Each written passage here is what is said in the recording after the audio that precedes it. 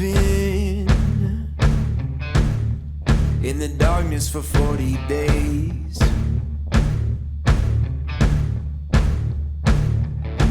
I've been searching for holy flames, a sign to light up the way. So can you help me out? Can you help me out?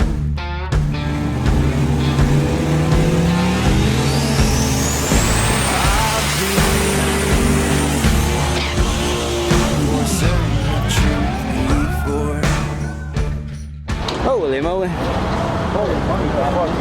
The wide lens barely gets it all in. Save some pussy for the rest of us. There's no puddles to jump in today. Sorry. Unfortunately, I'll jump in that one. Puddles undersells it. Oh, God, he was You don't make bets with me. That money already was spent last night. How the hell did you do that? Gear. Just go, oh, gotcha. I went and picked up the 7. Invested immediately. Some mic stuff. Oh, nice. Excellent. We need to get some of that fancy shit too. We're here at XRP again. Usually Sundays are a lot less crowded, but it is a freaking nut house today. We already tried parking in our pit spot. We actually parked all the way in the back, like in the rocks. And we went into the trailer. I was looking at the tune and everything, getting ready for our first pass. And we come out and there's a line of cars parked behind the truck and behind the trailer. Literally all the way across, just blocked us in. I don't know what goes through y'all's head. Don't park in somebody's pit spot. Don't park behind somebody's truck or trailer. Like, the truck's right there. How do you guys think I'm gonna get out? I'm gonna hover over you or what? Anyway, enough of a rant. We're here to have a good time, get some passes. I'm gonna make a pass first. And it's basically on the same settings, maybe a little bit hotter than the last pass that we did that blew the tires off because the slicks were going bad. With these new radials on and the suspension changes that we made, hopefully it hooks a hell of a lot better. And if it does, that should be a personal best right off the trailer. So we'll see. And after that, we'll get Tanya in the car and start trying to get her a personal best. She still needs to break the next time barrier. She's been sitting at 6.0, 6.0, 6.0. She can't seem to get past that, so we're gonna see if we can get her past that today. Ready to get a PB? All the PBs. Peanut butter and jelly? That's PB and J. This is just a PB. Peanut butter? Yeah, yeah. If that's what motivates you. All right, let's get to it.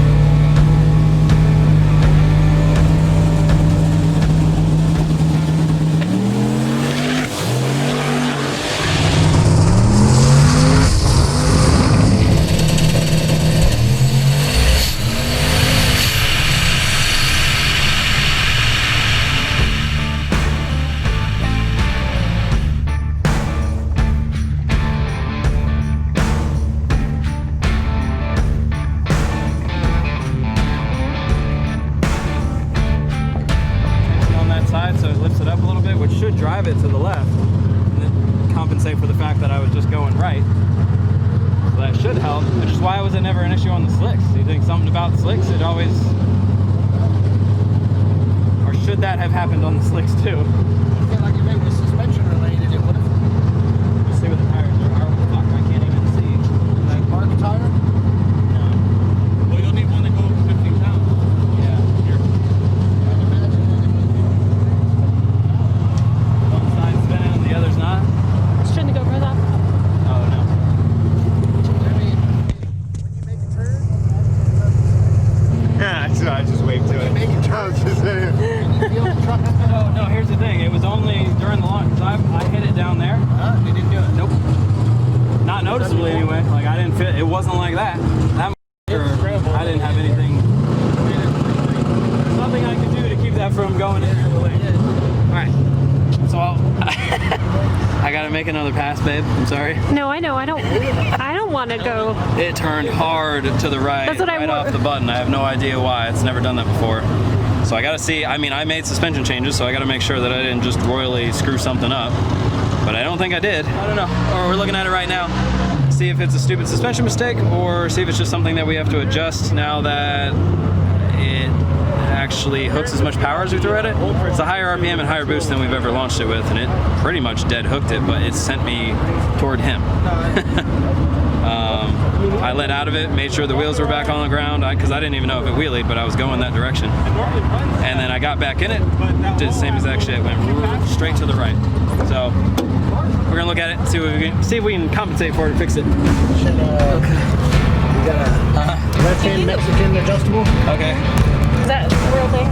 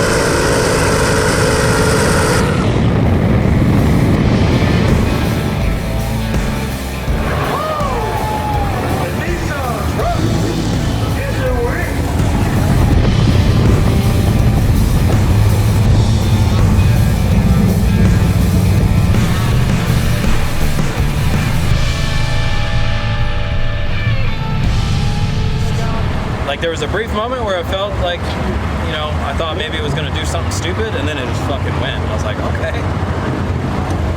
Back into the track? Yeah, a little bit. Yeah. Yeah, You have to steer with that? a tiny bit. But see, that's the thing. I didn't really pay attention to it because I'm used to the slicks doing that. So I was just kind of doing my thing. It looked pretty. Oh, I mean, it was well within. I wasn't even thinking about pedaling it. It wasn't that bad. No, but I'm just saying, it seemed like the back of the truck was moving. Like, once you kind of got back in the groove, then it stayed straight, it was like this in the back. Really? Yeah. Okay. I mean, I felt it wandering, but I guess I'm just kind of used to wandering. Tires moved. Did they? How much? Maybe that was the laziness that I felt in the very beginning. I got a video of that one. Yeah, they moved at least a handstand. As long as it's not on the other side of it. Yeah, at least we didn't rotate around. Yeah. Okay. I probably. I mean, you might have. Oh yeah, going all the way past the dot. Yeah. All right. So that was better. Personal best. It went straight to her. I got to look at the video and see because I actually can't remember. I wasn't really paying attention. I felt like it did turn a little bit, but I can't remember which way it went. I think it might have gone left this time a tiny bit.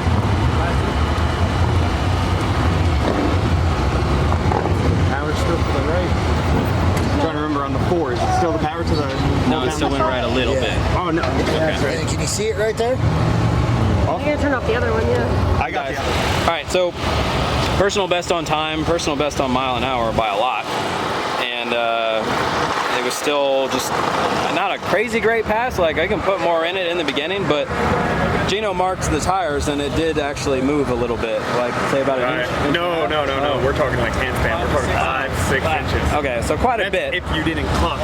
Right, that's if it didn't go all the way around. Well, and it was weird because, so the 60 was only like a 133, and it did feel a little bit sluggish, and then all of a sudden it just felt like really good, but I don't know if that was just the boost ramp coming in or not. Like, I don't know if that was it turning in the tires and then it finally went, or if it was just boost ramp. So I got to take a look at the log and see what it did. It's the same exact distance on both sides. Is it really? Oh, Same really? That's good. Yeah. Same exact distance. That's so good. Whatever they clock, they clock. So that didn't turn me because they went identical. Yeah. So it's got to be that anti-roll bar then. We'll just give it a little tiny bit more. Like I said, half a turn. Yeah. It looked much straighter. Yeah. I couldn't remember which direction it went, so it wasn't that big. But it looked like it went a little bit right still.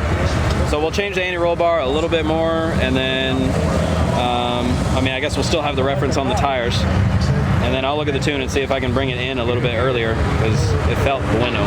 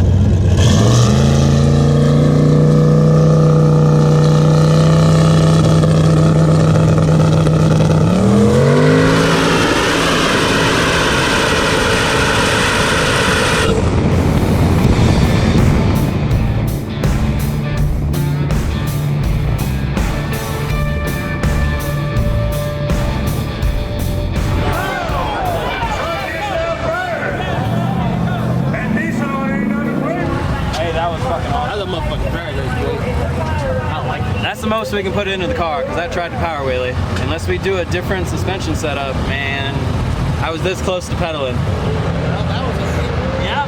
Yeah.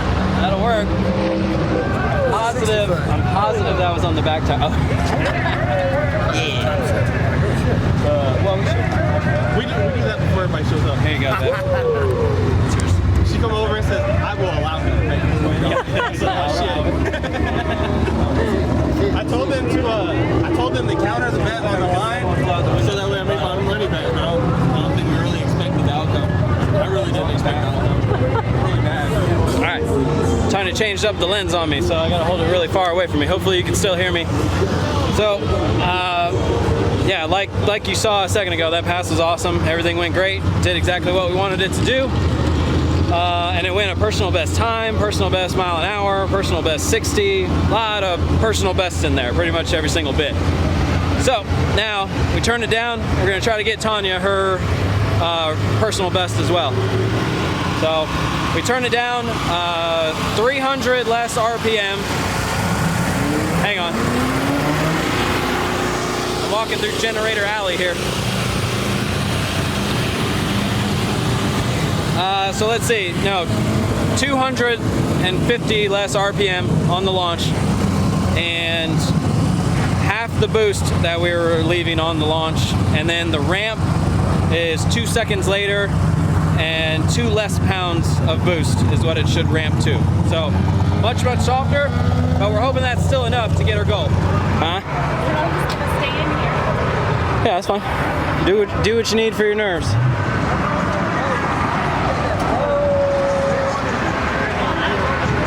Huh?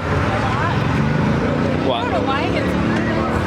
Happens always the first one. You'll be begging for a second one as soon as you get done with it.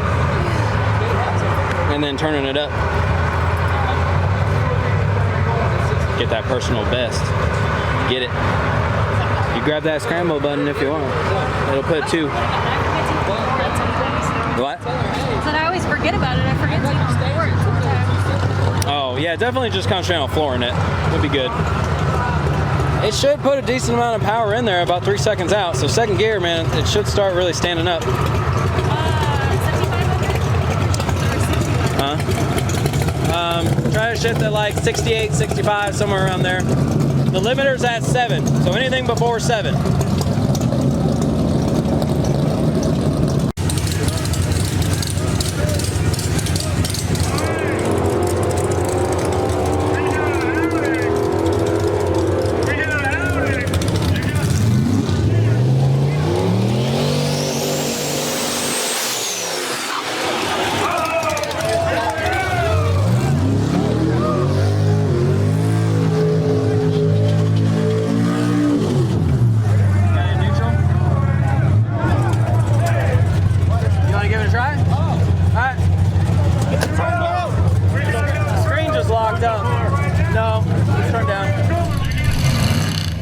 Alright, so a couple of bad things happened here on unfortunate accidents.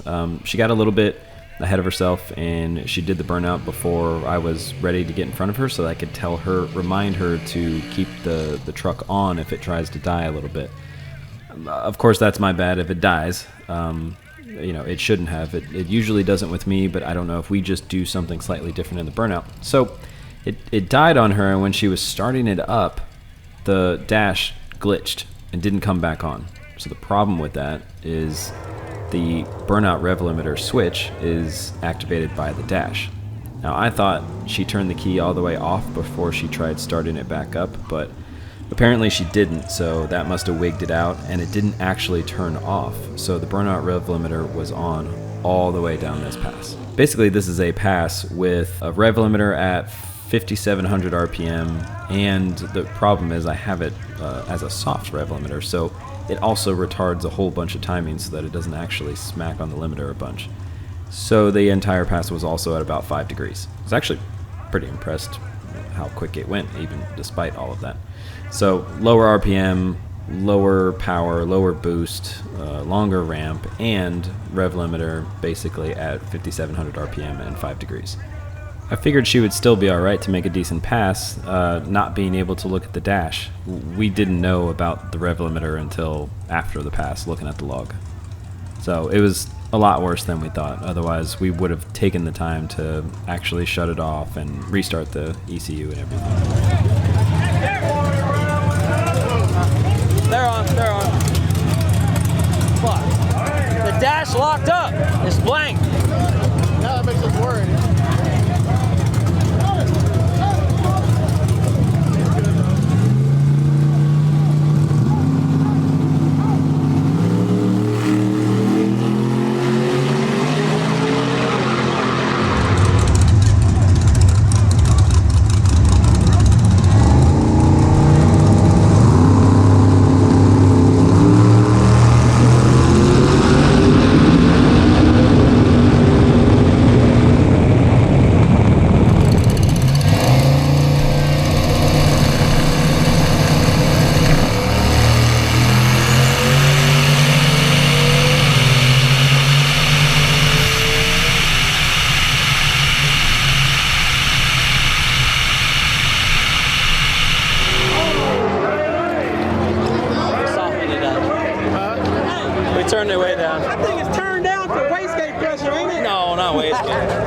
How'd it do? Fucking garbage. Why did it do? So fucking slow. 6'2". Garbage. You probably shifted really early because you didn't have a dash. I was looking down and I was like, well, I can't fucking see. Yeah, it sucks. It's happened once before when the car turns off and like we don't cycle the key right or something. It's wigged out once before. Like, did it come back on now?